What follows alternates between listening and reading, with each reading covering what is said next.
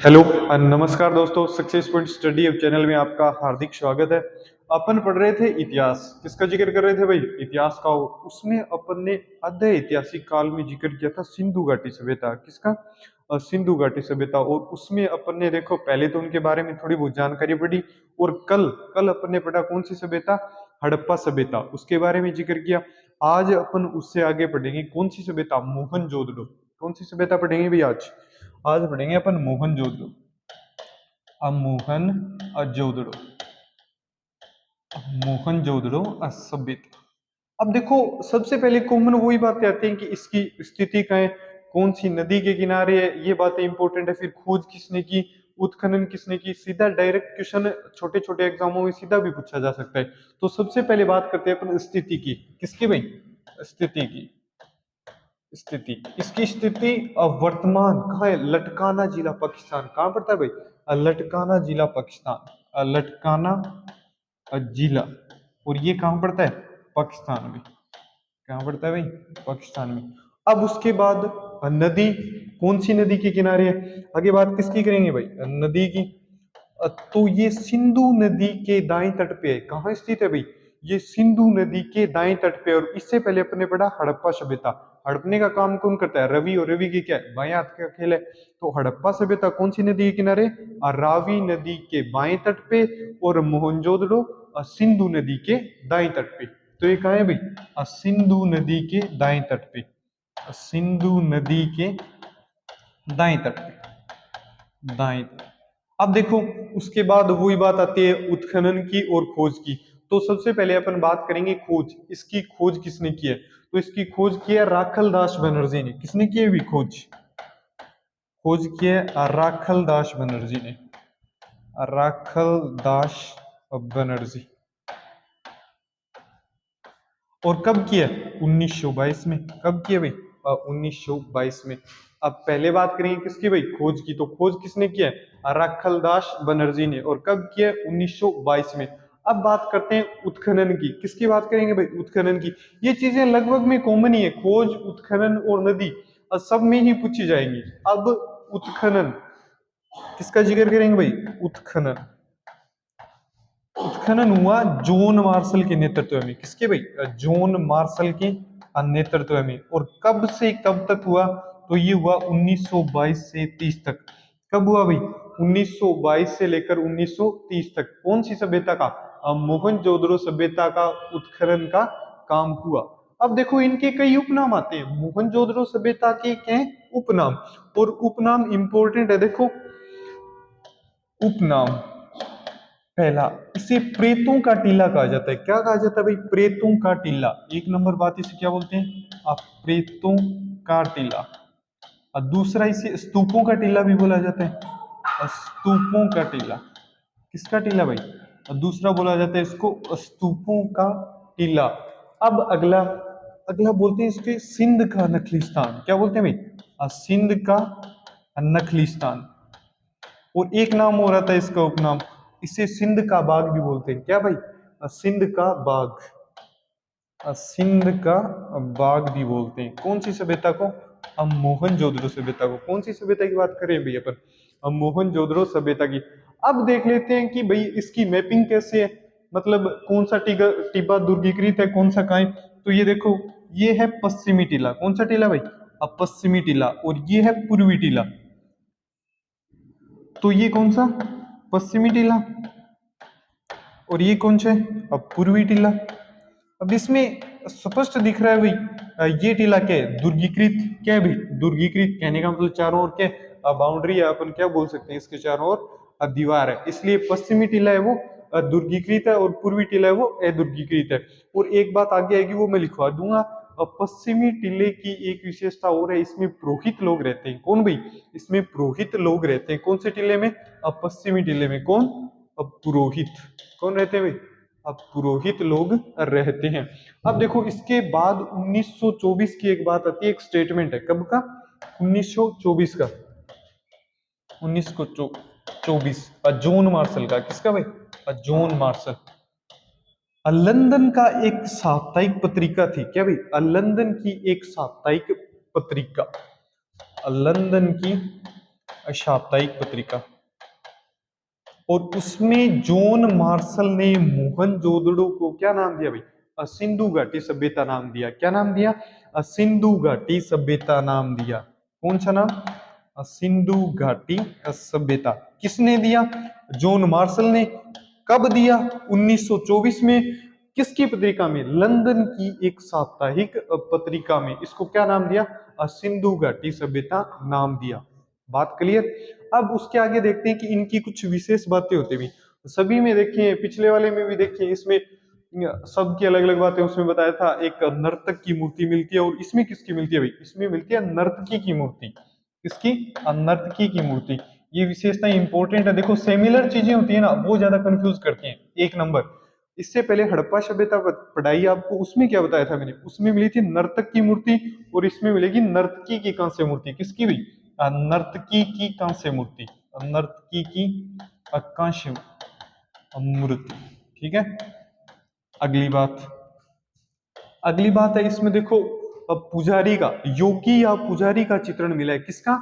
योगी या पुजारी का चित्रण। और उसके बाद इसमें बौद्ध स्तूप भी मिले। क्या मिले? बौद्ध स्तूप। और बौद्ध स्तूप सिंधु घाटी का एकमात्र स्थल मोहनजोदड़ो है जिसमें क्या मिले भी?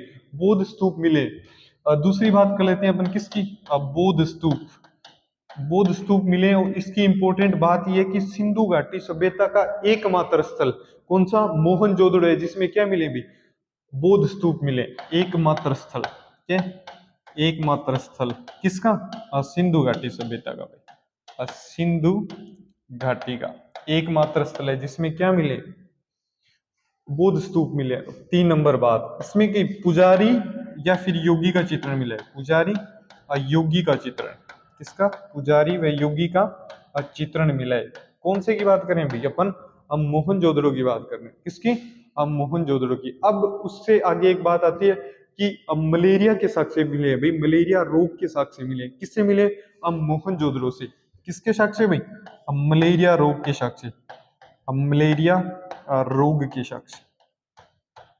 आगे देखो, अब एक सूती कपड़ा है। क्या मिला है? एक सूती कपड़ा मिला है, और उसमें क्या मिला है? एक चाकू मिला है। सूती कपड़े में क्या मिला है भाई? चाकू मिला है। तो अगली विशेषता क्या होगी? सूती कपड़े में चाकू मिला है। सूती कपड़े में चाकू, चाकू मिला है। अब देखो, घोड़े के दांत मिले। क्या प्राप्त हुए अभी? यहां से घोड़े के दांत प्राप्त हुए। किसके दांत? घोड़े के दांत। और अगली बात है, हाथी का कपालखंड मिला है। हाथी का कपालखंड। क्या मिला है भाई? कपालखंड। किसका? हाथी का। अब देखो, एक इसमें सबसे इंपॉर्टेंट बात है, वो इसमें मिले वृहद स्नानागार। क्या मिले भाई? वृहद स्नानागार। स्नानागार का मतलब समझते ही हो, स्नान करने का जो स्थान होता है उसको क्या बोलेंगे भाई? स्नानागार बोलेंगे। तो वृहद स्नानागार कहाँ से मिले? ये बात इंपॉर्टेंट है। तो कौन सी सभ्यता से? हम मोहनजोदड़ो सभ्यता से मिले। कौन सी सभ्यता से भाई? हम मोहनजोदड़ो सभ्यता से। अब जिक्र करेंगे कि वृहद स्नानागार की स्थिति कैसी थी। तो देखो यहाँ समझो एक बार, वृहद स्नानागार कैसे मिले, बात इंपॉर्टेंट है। ये है वृहद स्नानागार। अब यहाँ ये उत्तर दिशा होगी, यहाँ सीढ़ियां मिली है। क्या मिली है भाई? सीढ़ियां। ये दक्षिण दिशा होगी, यहाँ भी सीढ़ियां मिली है। उसके बाद छोटी, उसके बाद फिर छोटी। ये क्या है भाई? उत्तर। और ये दक्षिण दिशा कौन सी है? दक्षिण। और ये क्या है? सीढ़ियां। ये है भाई सीढ़ियां। और बीच में, इसके मध्य में पानी है। ये क्या मिला है भाई? यहाँ जलाशय।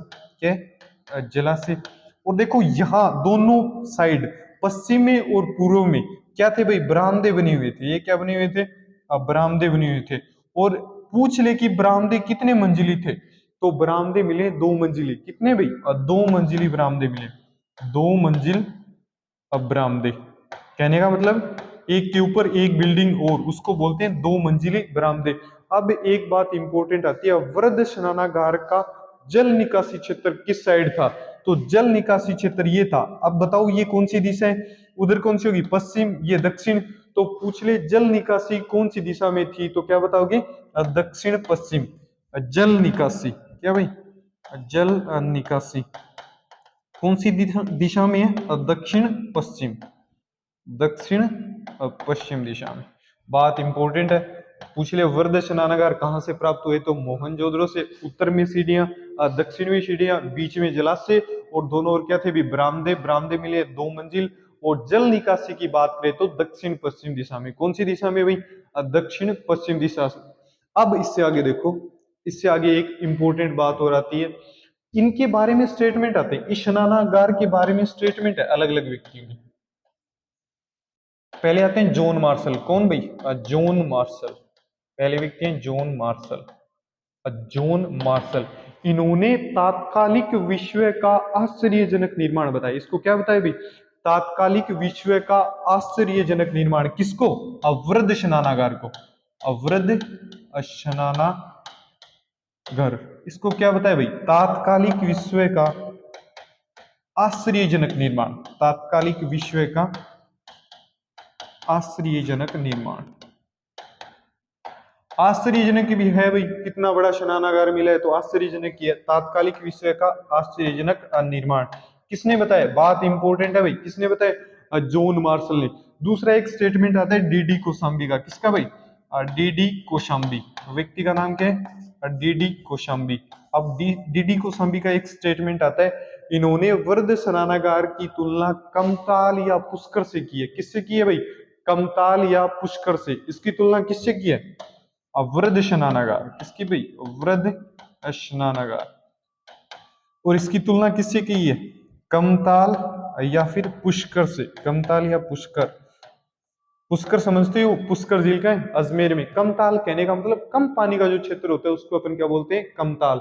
तो वृद्ध स्नानागार की तुलना किस किस से की है भाई, एक तो पुष्कर से और एक कमताल से। किसने की है, डीडी कोशाम्बी ने। और जॉन मार्शल ने क्या बताया, इसको तात्कालिक विश्व का आश्चर्यजनक निर्माण बताए। आगे देखो, आगे एक अधय शिव की मूर्ति मिली है। क्या भाई, ये बात इंपॉर्टेंट है, अधय शिव की मूर्ति। अधय शिव की मूर्ति, बात समझ में आ रही है। अधय मतलब आदि, शिव मतलब शिव भगवान की मूर्ति मिली है। अब इसकी विशेषता है देखो क्या, अब देखो जॉन मार्शल ने, किसने भाई, जॉन मार्शल ने इसको एक नाम दिया है, वो है पशुपतिनाथ। क्या बोला है भाई इसको, पशुपतिनाथ। पशुपतिनाथ। और ये किसने कहा है, जॉन मार्शल ने कहा है। किसने कहा भाई, जॉन मार्शल ने।